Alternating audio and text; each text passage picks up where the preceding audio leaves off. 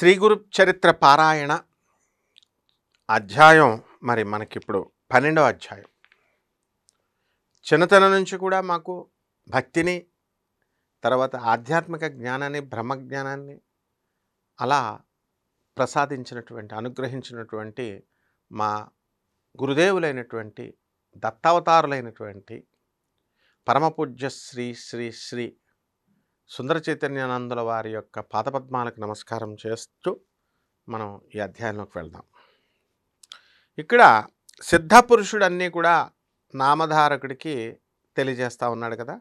అప్పుడు నామధారకుడు ఎంత ఆసక్తితో వింటా వచ్చాడు ఈ కథలన్నీ కూడా. స్వామివారి లీలలు ఒక్కొక్క లీలలు, ఎన్నో వేల లీలలు ఉన్నాయి. మనం ఒక 53, 54 అధ్యాయాల్లో మనం ఈ లీలలు వింటాం.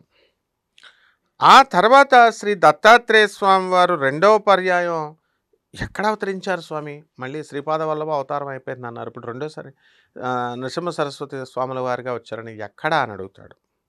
ఏమేమి లేవలలో వాళ్ళు ప్రదర్శించారు ఆయన? అప్రమేయుడైనటువంటి ఆ భగవంతుని లీలలు మీరు చెబుతూ ఉంటే వినాలనేటటువంటి కోరిక నాలో పెరుగుతుందే కానీ తగ్గడం లేదు స్వామి. ఆ రెండవ అవతారం విశేషాలను కూడా నాకు తెలియజేయండి అని అన్నారు. అప్పుడు అంత శ్రద్ధ ఉన్నటువంటి శ్రోత లభించినందుకు సిద్ధపురుషుడికి చాలా సంతోషం వేసింది. భగవల్లీలలు తనివి తీరా వివరించి చెప్పేటటువంటి అవకాశం నాకు లభించిందని సంతోషపడిపోయాడు ఆయన. అలాంటి అదృష్టానికి పొంగిపోయినటువంటి సిద్ధుడు నామధారక దీనుల్ని ఉద్ధరించడానికి తనను తాను దత్తం చేసుకున్నటువంటి పరమేశ్వరుని చేతలు యోగీంద్రులకు కూడా, ఋషులకు కూడా సాధ్యం కానివి. కాబట్టి నేనెంత వర్ణించినా సరే అగాధమైనటువంటి ఆ కథలో లవలేశమే అవుతుంది, కొంచెం అవుతుంది. ఆయన హిమాలయ పర్వతాలంతా ఉంటే దావుగిన్నంత చెప్పినట్టు ఉంటుంది. ఆయన లీలలన్నీ కూడా చెప్పినట్లు కాదు సుమా, ఇక విను అని చెప్పేసి మొదలుపెట్టారు. శ్రీపాద వల్లభుడు ఆదేశించినట్లుగా అంబిక యొక్క జీవిత విశేషమంతా కూడా ఆమె ఏం చేసింది? శివ పూజలో గడుపుకుంది. ఆమె మళ్ళీ ఒక జన్మెత్తింది. మహారాష్ట్రలో కారంజా లేక లాడకారంజా అనేటటువంటి గ్రామంలో, అది అకోలా జిల్లాలో ఉందన్నమాట. అక్కడ వాజసనేయ శాఖకు చెందినటువంటి ఒక సద్బ్రాహ్మణుని కుమార్తెగా ఆమె జన్మించింది. మరి తల్లిదండ్రులు ఆమెకి ఏమని పెట్టారు? పేరు అంబా అని నామకరణం చేశారు. ఆమెకి పూర్వజన్మ సంస్కారం వలన సౌశీల్యంతో పాటు, మంచి గుణంతో పాటు శివభక్తి కూడా వచ్చింది. పూర్వజన్మ నుంచి ట్రాన్స్ఫర్ అయిపోద్ది కదా వాసనలో. ఆమెకు యుక్త వయస్సు రాగానే మాధవ శర్మ అనేటటువంటి బ్రాహ్మణోత్తముడికిచ్చి వివాహం చేశారు. అతను చాలా మంచి శివభక్తుడు. ఆ ప్రాంతంలోని స్మార్తులందరికీ కూడా, బ్రాహ్మణులకి శివవ్రతం చేసుకునేటటువంటి అలవాటు ఉండేది కాబట్టి వారిని శివవ్రతులు అంటారనమాట అక్కడ ఉన్నవాడిని. వీళ్ళని అందరినీ కూడా, ఈయన మాధవ శర్మని. పూర్వజన్మ సంస్కారానికి తోడు ఈ జన్మలో భర్త యొక్క సత్సాంగత్యం వలన ఆమె ప్రతిరోజు కూడా సంధ్యా సమయంలో శివపూజ, అలాగే భర్తతో కలిపి శని ప్రదోష పూజ, అలాగే శని త్రయోదశి నాడు విశేషమైనటువంటి పూజలను చేస్తూ ఉండేదామె. విశేషించి అంబ ఏం చేసింది? తన భర్తని సూర్యుడిని ఛాయ వలె ఎలాగైతే వదలకుండా సర్వోపచారాలు చేసేదో అలా చేస్తూ ఉండేది. ఇలా 16 సంవత్సరాలు గడిచిపోయినాయి. అంబ గర్భవతి అయింది. మాధవ శర్మ సకాలంలో పుంసవనాది కార్యక్రమాలన్నీ కూడా నిర్వర్తించాడు. నెలలు నిండిన తర్వాత మహిమాన్వితోపేతమైనటువంటి ఒక శుభలగ్నంలో ఆమెకు ఒక మగబిడ్డ కలిగాడు. నామధారక ఆ పిల్లవాడు పుట్టగానే అందరి పిల్లల్లాగా ఏడవలేదయ్యా ఆయన. సరికదా, స్పష్టంగా ప్రణవాన్ని ఉచ్చరించాడు. ఓం అని ఓంకారనాదం చేశాడు. అది కూడా స్పష్టంగా చేశాడు. అది విన్నవారంతా కూడా ఆశ్చర్యపోయారు. ఇదేంట్రా బాబు, ఇంత చిన్నపిల్లడు ఓంకారం చేశాడని. జ్యోతిష విద్వాంసులు ఏం చేశారు? జ్యోతిష శాస్త్ర విద్వాంసులు అతని జాతకం చూసి, మాధవర్మ నీ భాగ్యం పండిందయ్యా, ఈ శిశువు ఎవరో కాదు, సాక్షాత్తు భగవంతుడే పుట్టాడు నీకు. ఇతడు మనవలే గృహస్థాశ్రమం స్వీకరించడు.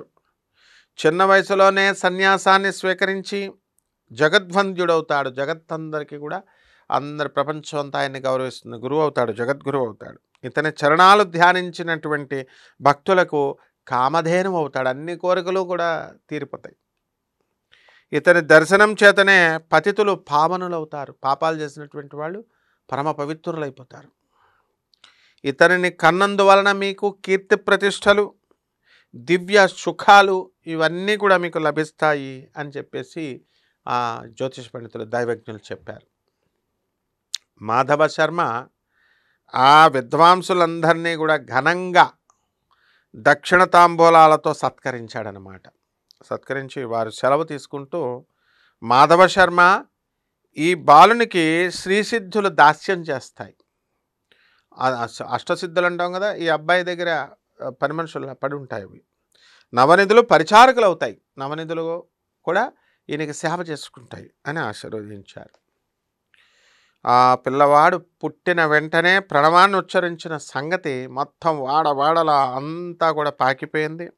అతన్ని చూడ్డానికి జనం ఇసుక వేస్తే రాలనంతగా వచ్చారనమాట. పిల్లవానికి దృష్టి దోషం తగలకుండా తండ్రి ఏం చేశాడండి? రక్షాబంధనం చేయించాడు. తల్లి ఏం చేసింది? అతనికి ఉప్పు, మిరియాలు, ఎండుమిరపకాయలు, వేపాకులతో దిష్టి తీసేసేది. తర్వాత ఒక సుముహూర్తంలో ఆ పిల్లవానికి శాలగ్రామదేవ అని పేరు పెట్టింది. కానీ ఇంట్లో అందరూ కూడా అతన్ని నరహరి అని పిలుస్తూ ఉండేవారనమాట. నరులంటే ఎవరు? అజ్ఞానబద్ధులైనటువంటి మానవులు. హరి అంటే మానవుల యొక్క అజ్ఞానం వలన కలిగినటువంటి దైన్యాన్ని, తాపాన్ని, పాపాలని పోగొట్టేవాడని అర్థం. అంటే మనుషులంటే ఏంటండి? మనం అజ్ఞానంతో ఉండిపోతాం. దానివల్ల, అజ్ఞానం వల్ల ఏమొస్తుందండి? దరిద్రం వస్తుంది. అహంకారం వల్ల ఏమొస్తుంది? అన్నీ చెడ్డయ్యే వస్తాయి. అటువంటి దైన్యము, తాపము ఇలాంటి అన్నిటిని కూడా శ్రీహరి విష్ణుమూర్తి లాగేసుకుంటాడు కాబట్టి, హరిస్తాడు కాబట్టి హరి అని పేరు విష్ణుమూర్తికి వచ్చింది. ఆ పాపాలను పోగొట్టేవాడని అర్థము. ఆ పేరు ముందుగానే ఆయన అవతారమూర్తి అని సూచిస్తున్నట్లుగా ఉంది. ఇక బలహీనంగా ఉండడం వలన అంబ వద్ద పిల్లవానికి చాలినన్ని పాలు లేవన్నమాట. తల్లి కొంచెం బలహీనంగా ఉంది. పిల్లవాడి కోసం ఒక దాదిని కానీ లేదా పాడి మేకను కానీ ఏర్పాటు చేయాలని చెప్పేసి ఆ దంపతులు ఆలోచిస్తూ ఉండగా ఆ పిల్లవాడు ఏం చేశాడండి? తన చిన్నారి చేతులతో తల్లి యొక్క వక్షస్థలాలను ముట్టుకున్నాడనమాట. పాలు రావడం లేదు. ఏం చేయాలి మనం? ఎవరినైనా ఒక పాలు ఇచ్చామని చూడాలి. లేకపోతే కనుక మామూలు మేకనేది ఒకటి కొనుక్కొని వచ్చి వీళ్ళకి పాలు ఇవ్వాలి అని ఇలా ఆలోచిస్తున్నారు. పాపం పాలు లేవు పిల్లాడికని. ఆ తల్లి యొక్క వక్షస్థలాన్ని స్తనాలను ఇలా ముట్టుకునేసరికి పిల్లాడు చిన్న బుజ్జి చేతులతో వెంటనే ఆమెకి స్తన్యం పెళ్ళుపుకి 32 దారులుగా కారి నేలపై పడ్డాయి. అంతా కూడా పాలు అప్పటికప్పుడు పుట్టేసి తల్లి స్తనాల నుంచి కింద పడ్డాయి అన్నమాట. అంత ఎక్కువగా ఫోర్స్తో వచ్చినాయి. ఈ విషయం అందరికీ తెలిస్తే బిడ్డకి దృష్టి దోషం, నరదృష్టి తగులుతుంది కదా. అందుకని తగులుతుందని తెలిసి అంబ ఏం చేసింది? ఎవ్వరికి చెప్పలేదు. ఈ లీలను రహస్యంగా ఉంచింది. ఇది స్వామివారు చేసినటువంటి మొట్టమొదటి లీల తన తల్లికి. ఆ పిల్లవాడు ఏం చేశాడండి? ఉయ్యాల్లో పడుకోబెడితే ఏడ్చేవాడు, నేల మీద పడుకోబెడితే ఆడుకునేవాడు. ఇలాంటి లీలలు ఎన్నో జరిగినప్పటికీ కూడా తల్లి వాటిని ఎవ్వరికి కూడా జనాలకు చెప్పలేదు. అందువలన ఆ ప్రభువు యొక్క సంపూర్ణమైనటువంటి దివ్యత్వము అందరికీ కూడా తెలియలేదన్నమాట. ఇంకా నరసింహ సరస్వతి స్వాముల వారి దివ్యత్వం గురించి ఎవరికి తెలియలేదు. ఇంకా ఇలా సంవత్సరాలు గడిచినా సరే అతనికి ఒక్క మాట కూడా రావట్లేదు. మాట్లాడలేకపోతున్నాడు. మోగోడేలాగా ఉన్నాడు. కులదేవతలను ఆరాధించమని కొంతమంది వాళ్ళ అమ్మకి ఆ పిల్లడి తల్లికి చెబుతారు. మర్రి ఆకుల్లో విస్తళ్ళలో బ్రాహ్మణులకి భోజనం పెట్టించమని కొంతమంది చెబుతారు. రాబి ఆకుల విస్తళ్ళలో భోజనం పెట్టించమని మరికొందరు చెప్తారు. మాటలన్నీ కూడా మాటలు చెబుతూ అతని చేత అనిపించడానికే ప్రయత్నిస్తూ ఉంటే, బాబు ఇలా అను, రామ అను, కృష్ణ అను అని ఇట్లా ఆ పిల్లాడి చేత మనం చిన్నపిల్లలకి ఎలాగైతే ప్రాక్టీస్ చేస్తామో అలా ఆ పిల్లాడి చేత చెప్పిస్తున్నారు. ప్రయత్నిస్తుంటే క్రమంగా వస్తాయి, నెమ్మదిగా, కంగారు పడకండి, స్లోగా వస్తాయని కొంతమంది. అతడు మాత్రం మాటలు వచ్చిన కొంతకాలం తర్వాత మాత్రమే మాట్లాడతాడు. అతను మాత్రం మాటలు వచ్చినా కూడా కొంతకాలం మాత్రమే మాట్లాడతాడండి, పూర్తిగా మాట్లాడలేడు అని కొంతమంది అనేవారు. మిగతా వాళ్ళు వారందరి మాటలు విని నరహరి నవ్వేవాడు. మరేం అడిగినా సరే ఆయన ఏమనేవాడు, ఓం అన్నదే అతని సమాధానం. చిన్న కుర్రాడు అంటే నరహరి అంటే నరసింహ సరస్వతి మన గురుదేవుడు దత్తావతారం. చిన్నపిల్లగాడు ఏమంటాడు, వినగలుగుతున్నాడు, నవ్వుతున్నాడు ఎవరన్నా ఏమంటే. ఆ సంగతి విని కొందరు పెద్దలు ఏమన్నారు, ఇతడు మన మాటలు వినగలుగుతున్నాడు కాబట్టి ఇతనికి చెవిటివాడి కాదని స్పష్టమైందని సంతోషించండి, చెవిటోడు కూడా కాదని చెప్తాడు. అతడు మగవాడైతే అంత స్పష్టంగా ఓం అనడం సాధ్యం కాదు కదా, ఓం అని స్పష్టంగా అన్నాడు ఎవరు నేర్పించకుండా అని ఒక డౌట్ వచ్చేది. అని కొంతమంది ఏం చేసేవారు, తల్లికి ధైర్యం చెప్పేవారు. అతడు మాటలొచ్చి కూడా ఎందుకో మాట్లాడడం లేదు అని కొంతమంది తల్లికి ధైర్యం చెప్పేవారు అన్నమాట. ఆ తర్వాత ఆమె ఎవ్వరేమి చెప్పినా సరే, చేయమని చెప్పినా సరే అదల్లా చేసేది, పిల్లాడికి మాటలు రావాలని. తమ కులదైవమైనటువంటి దత్తస్వామికి ప్రత్యేక పూజలు చేసేది. ఆ దత్తుడేమి కడుపును పుట్టాడు అయితే అర్థం కాక దత్తుడికి సపరేట్గా పూజలు చేసుకునేది. ఇలా నరహరికి 7వ సంవత్సరం వచ్చేసింది, కానీ అతను మాట్లాడలేకపోతున్నాడు. బాలుడు మోగబాలుడు అవుతాడని చెప్పేసి తల్లిదండ్రులందరికీ కూడా ఒక కలత ఉంది. పాపం భయపడిపోయేవారు, మోగోడు పుట్టాడేమో అని. ఒక రోజున అంబ అతడి పరిస్థితికి కంటతడి పెట్టి అది చూచి నరహరి సైకిల్తో ఆమెను వారించింది. ఇలాగని పక్కనే ఉన్నటువంటి ఒక ఇనప వస్తువుని ఇలా తెప్పించి చేతితో ఇలా త్రాకాడు. పక్కనే ఉన్నటువంటి ఒక ఇనప వస్తువుని తెప్పించి ఇలా చేతితో దాన్ని త్రాగ్గానే అది తత్క్షణమే అది బంగారంగా మారిపోయింది. ఇనుమును ముట్టుకున్నాడు నరహరి, చిన్న కుర్రాడు దత్తాత్రేయుడు, నృసింహ సరస్వతి, బంగారంగా మారిపోయింది అది. అయితే ఆశ్చర్యంతో తల్లిదండ్రులు ఏం చేశారు, ఇది అనుకోకుండా ఏమన్నా జరిగిందా చూద్దామని చెప్పి మరికొన్ని ఇనప వస్తువులను తీసుకొచ్చి పెట్టారు అక్కడ. అవన్నీ కూడా బంగారంగా మారిపోయేసరికి అమ్మ బాబాయ్ అయితే తమ పిల్లాడు సామాన్యుడు కాదని అప్పుడు గ్రహించి ఆ జన్మ సిద్ధుడు ఆయన ఏకంగా అని వారు గుర్తించారు.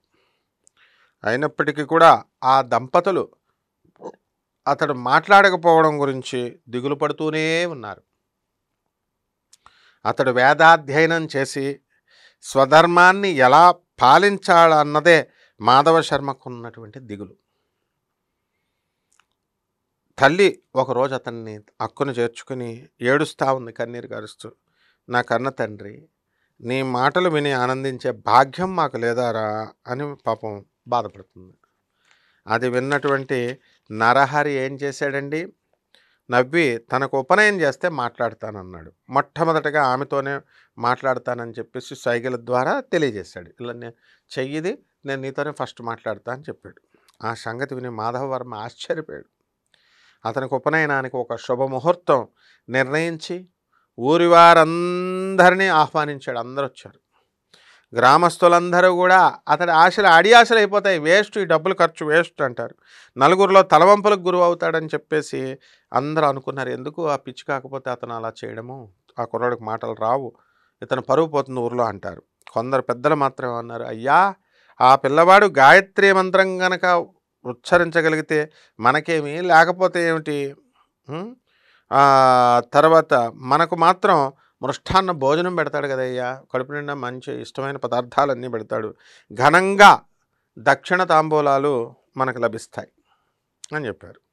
కాబట్టి ఈ ఉపనయన కార్యక్రమాన్ని జరుపుకొనివ్వండి అని అన్నారు. అందరూ ఉపనయనానికి మాధవ శర్మ ఇంట సమావేశం అయ్యారు. అందరూ కూడా నరహరి ముండనము మాతృభోజనము అయ్యాక ఏం చేశాడు, ఆయనకు కుర్రగాడికి గుండు కొడతారు కదా, కొట్టేసి మాతృభోజనం అంతా అయిపోయిన తర్వాత జింక చర్మము పసుపు వస్త్రం ధరించాడు. చెవిలో గాయత్రి మంత్రాన్ని ఉపదేశించినప్పుడు నరహరి ఆ మంత్రరాజాన్ని మనసులోనే జపించి దీక్ష తీసుకున్నాడు. తర్వాత అతని తల్లికి నమస్కారం చేసి అమ్మా ఆమెను భవతి భిక్షాం దేహి అని భిక్షకు కోరుతాడు. మొట్టమొదట ఆమెతోనే మాట్లాడుతానని తల్లికి తాను ఇచ్చినటువంటి మాట ఇచ్చాడు కదా, దాన్ని నిలబెట్టుకున్నాడు. తల్లి మొదట భిక్ష ఇచ్చి ఋగ్వేదం పఠించు, ఆచారం పాటించు అనగానే నరహరి అగ్నిమీళే పురోహితం అని ప్రారంభించాడు. ఋగ్వేదంలోని మొదటి మంత్రం అని చెప్పాడు. అంబ రెండవసారి భిక్ష ఇచ్చి యజుర్వేదం పఠించు, ఆచారం పాటించు అనగానే నరహరి విషయత్వా అని ప్రారంభించి యజుర్వేదంలోని మొదటి మంత్రం పఠించాడు. తల్లి మూడవసారి భిక్ష ఇచ్చి సామవేదం పఠించు, ఆచారం పాటించు అనగానే నరహరి అగ్ని ఆయాహి అని ప్రారంభించి సామవేదంలోని మొదటి మంత్రం గానం చేశాడు.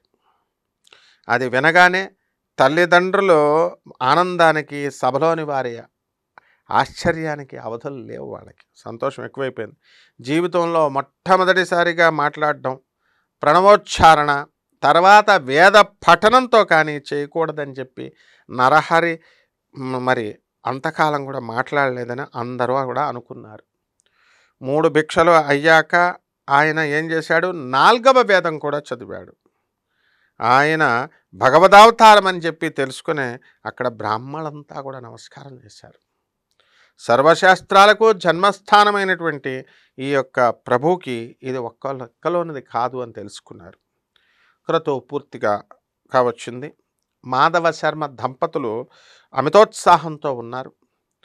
వామనునిలాగా భాషిస్తున్నటువంటి అంటే అలా మెరిసిపోతున్నటువంటి ఆ నూతన బ్రహ్మచారి నరహరి తల్లి ఆశీర్వదించి, నాయన నరహరి నా తల్లి ఆశీర్వదించుకుంటోంది, నాయన ఇక నుంచి నీవు భిక్షశోధనే జీవించాలి సుమా అంది. వెంటనే అతడు తల్లికి నమస్కారం చేసి అమ్మ నీ ఆజ్ఞ మేరకు నేను భిక్షువునవుతాను.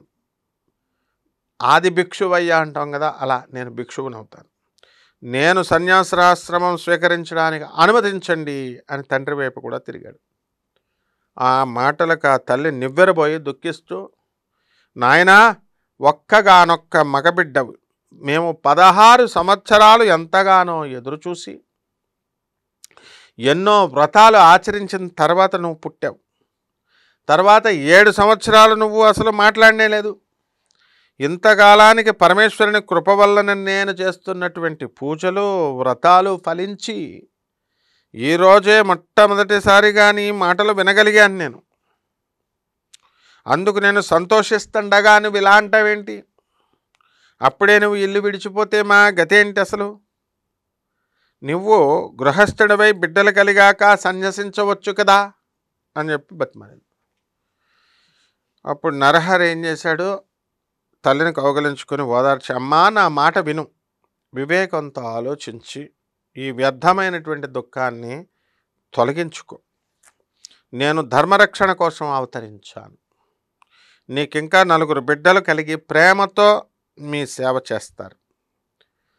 అలాగే వెనుకటి జన్మలో నీవు నిష్ఠతో శంకరుణ్ణి పూజించడం వల్లనే నేను నీ గర్భాన జన్మించాను అని చెప్పి ఆమె శిరస్సుపై తన తలను తన చేతి నుంచి ఆశీర్వదించాడు. వెంటనే ఆమెకి తన పూర్వజన్మ స్మృతి కలిగింది. మనందరి మీద కూడా ఇలా తలకాయ పెట్టేసి ఆశీర్వదిస్తే అందరూ చేసేస్తే రాదండి, గుర్తురాదు, మహాత్ములకే వస్తుంది అది. కాబట్టి అతడు శ్రీపాద వల్లభుడిగా దర్శనమిచ్చాడు.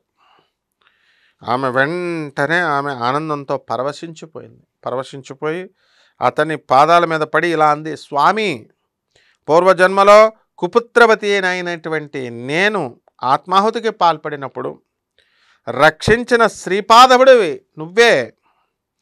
బ్రహ్మాండాలన్నీ నీలోనే ఉన్నాయి. అట్టి నువ్వు నా గర్భాన పుట్టినందువలన నా భర్తృవంశం పితృవంశం కూడా పావనమైపోయాయి స్వామి అంటది. అప్పుడు ఆమె లేవదీసి, అమ్మా ఈ పూర్వ వృత్తాంతమంతా కూడా ఎవ్వరికీ వెల్లడి చెప్పొద్దు.